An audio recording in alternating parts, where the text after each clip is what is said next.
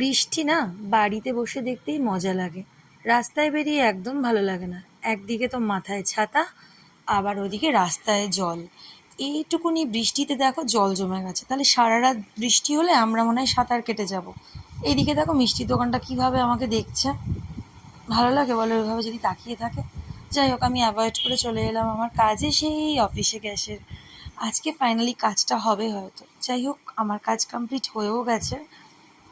এটা একটা দিয়েছে, এটা বাড়িতে গিয়ে দেখাবো। এটা ফায়ার রোজ, মানে আগুন লেগে গেলে কিভাবে নিজেকে অন্তত একটু প্রোটেক্ট করা যায় তারই ব্যবস্থা। আসলে গুছিয়ে দেওয়ার ব্যাপার, এই কি, গ্যাসের এই অফিসগুলোকে তো একটু ইনকাম করতে হবে না এগুলো দিয়ে দিয়ে। যাই হোক, আমরা নিয়ে নিয়েছি। এবার দেখো মিষ্টিটা নিয়ে সেই বাড়ি চলেই এলাম। মিষ্টি এতবার দেখছে আমাকে, না এসে পারা যায়।